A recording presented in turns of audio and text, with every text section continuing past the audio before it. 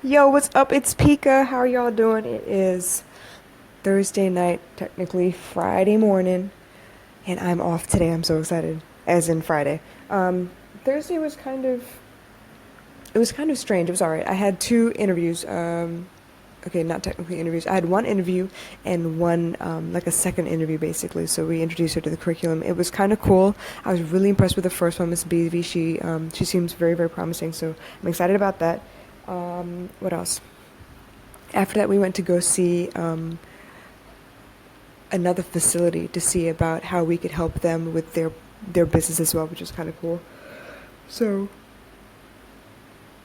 my life is in expansion mode, no matter where I am. It looks like my 9 to 5 is expanding. It looks like my what do I call this? My side hustle is expanding. Actually, two of my side hustles are expanding. So I've been giving a new role um, in another venture of mine. It started off as just a friendship and connecting one person to another person, and now it looks like I'm in a position to really help market the business. So I'm not going to say anything yet until, I have stuff concrete. But for now, let's suffice it to say I'm in expansion mode. So I'm actually really excited about that. Um, let's see. Got home kind of early, so I got to pick up baby girl from daycare very early before she was actually done. All her little friends were like, "Oh my God, how come you get to go home?" So that was kind of cool. She was really excited. So we came home, watched a couple cartoons, did some housework, did some studying, which I have so much more to study, you guys. Oh my God, this course is gonna kick my ass, but it's gonna be well worth it. I just got to get through it little bit by little bit. Anyway, so yeah, let's see. I did some research. I am working on submitting some stuff because, let's face it, it is technically the 27th of October and I have 4 days to get some shit really sorted out.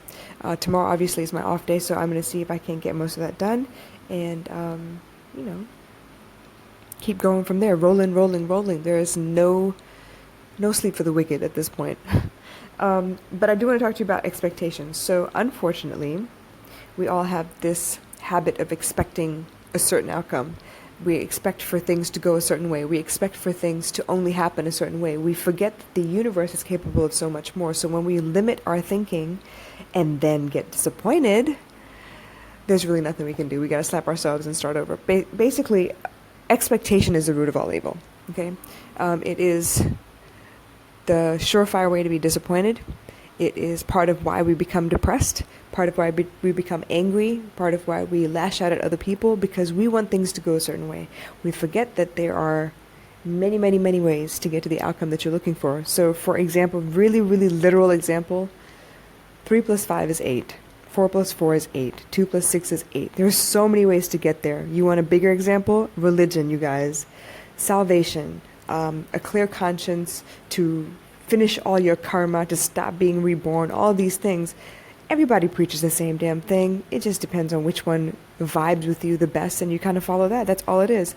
I am ecumenical by nature. I was raised that way. My family is Hindu, but a lot of the time it's the blind leading the blind, you guys. I do this way because my mom does it that way, and she also does not know why she does it that way, but we all do it that way. I believe in being more spiritual. I am more spiritual as a being. I listen. I am intuitive. I'm based in empathy and love, basically. I can usually feel someone's energy before they actually say anything out their mouth. I usually try to read people and see if I can't anticipate what they might need and go ahead and do what I can. But I will say this: a lot of times I do things out of the goodness of my heart. What is that saying? The road to hell is paved with good intentions, right? Well, I will do things out of the goodness of my heart because I feel like I can. I'm in a position to help. Why not, right? And I expect for those people to be either happy about it or appreciate the effort. But most times it kind of like misses its mark, and I'm usually yelled at or told off or some stupid shit. Anyway, the point is me expecting them to see things the way I would see things is where I start making my mistakes. To expect things to go a certain way. Like, if I do this, this, and this is what will happen. It doesn't always happen that way. There's so many other outside factors to consider. There are a lot of variables.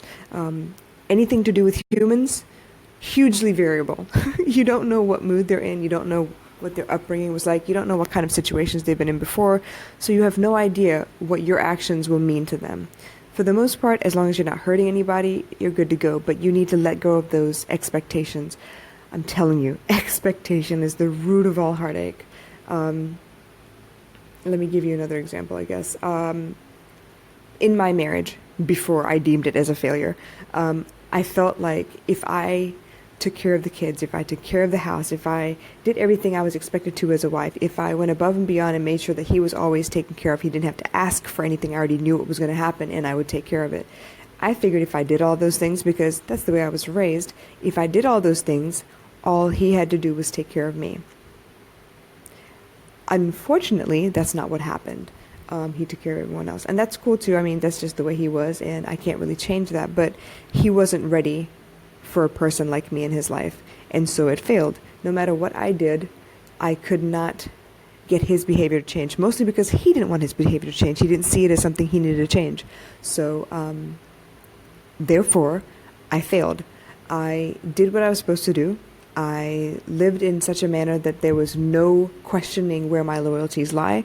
There was no way that anyone could say anything about me because I made sure that I did everything I possibly could to make sure our family was taken care of.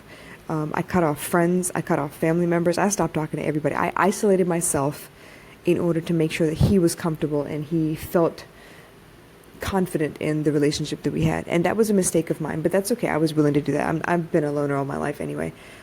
But when push came to shove, I expected him to react a certain way. And he did not react that way. So that was my fault. That was my fault. Let's see. Another example would be,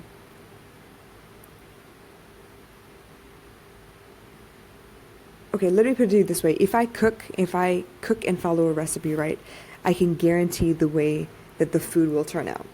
Okay, because there are times, there are measurements, there's a procedure that this, and this, and there's no room for error because all of those things are inanimate, right? I cut the food this way, I cook the food this way, I put this in first, I put that in afterwards. These are the seasonings, this is the amount of salt. You adjust to taste afterwards, and it's all good to go. You're fine. You follow a recipe, it works. When it comes to humans, it does not work that way. What works for one child when you're teaching them does not work for another child. If I am teaching my daughter at home, for the most part, I have to do it in like 25-minute spurts. After that, her attention span is gone. There are some times, very rarely, that she's like, oh yeah, I want to do more. And at that point, when she tells me she wants to do more, I will push to do more.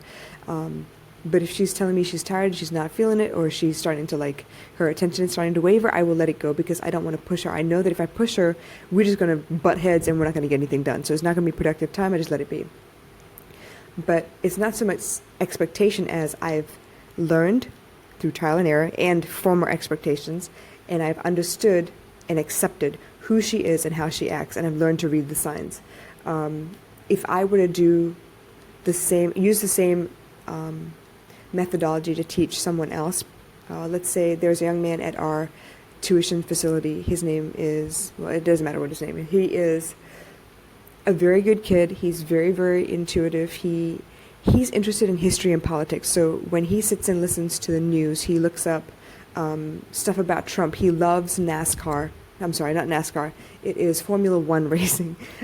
These are the things that really, really interest him. So if I were to, teach him, because I know these things about him, in order to reach him best, I need to speak to him in a language that he understands. So I would need to relate a lot of those questions, like maybe, let's say, math questions, to something to do with Formula One or something to do with politics, things that he would really identify with. So if I'm able to connect with him on that level, then I have no expectations other than the fact that maybe I will reach him. And it shouldn't be so difficult because I've actually paid attention and I've learned what he needs in order to function, in order to understand and really absorb the material that's being taught. That being said, if I were to do the same thing with someone who's getting ready to go into college, it would be very different. Their understanding level would be different, and I can't teach to them like I would someone in primary school, basically. I can't spoon feed them. They would feel like you were condescending and you were insulting their intelligence somehow. So if I were to, I would have to change my tactics and then hope for the best. So when it comes to humans, you cannot expect. The other point I really want to drive home is when you give love, when you put love out into the world, when you show gratitude and kindness, that is not meant to come with an expectation of return. That's not how the world works. I was always taught that if you give love, you should just give it.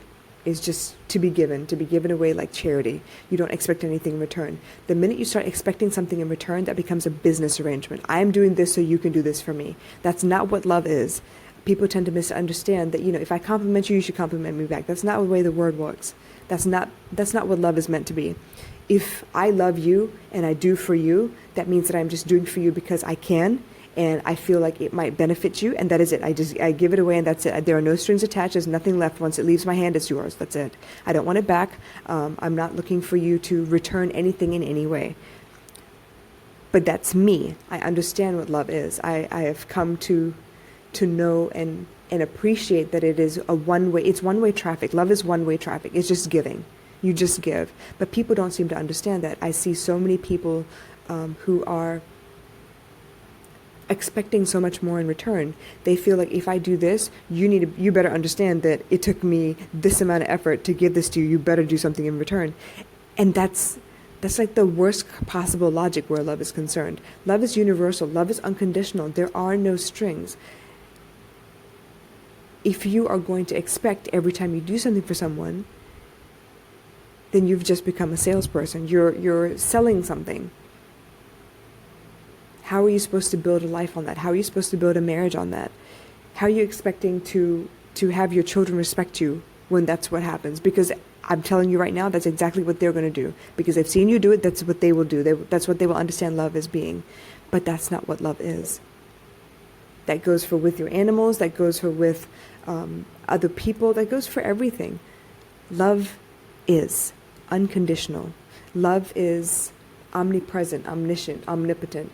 There are so many things that love is, but one thing love is not is selfish. It is not looking for a return. It is not looking for you to do something for me because I did something. Scratch my back, I'll scratch your back. That's not how that works. That's business. Please try to get rid of all your expectations. It's not worth it. You were the only one who's going to be disappointed because the other person can't tell what it is you expect. It's almost like hating someone. I hate his guts because he did this, this, and this. Well, guess what? He has no idea unless you take the effort to show him every time. But even then, he's not going to be the one to hurt unless he actually really cares about you. If you grit your teeth every time somebody comes by and you're like, oh my God, I hate that person, chances are that person has no idea and could care less. The only person you're hurting is yourself. So please get rid of your expectations. A lot of times you feel like, okay, I worked really hard for one day on my business, and you know what? I should have succeeded by now. That's not how it works. You keep putting in the effort. Don't expect anything in return. Just keep putting in the effort. Like right now, I don't know if my business is failing or not, but I damn sure am putting in the effort every day. Maybe not as much effort every day. It's not consistent. But as far as my podcast is concerned, yeah, I'm doing it every day, little by little, every day. I'm making sure that I, get on the horn and talk to y'all a little bit every day, because I feel that there's value in that. I feel like I need to chronicle what it is I go through every day. I want to go back a year from now and start at the beginning and look at where I've come and the things I've accomplished and what I did in the beginning. Chances are it may be of value to me in the future, because what I do now will probably not be the same way I do it later. And let's say, I suddenly let money do all the talking and I hire people to do that and hire people to do this, forgetting the fact that I am quite resourceful and talented in a way that I can teach myself certain skills if the need arises. But if I don't document right now, I won't be able to go back and look at these things.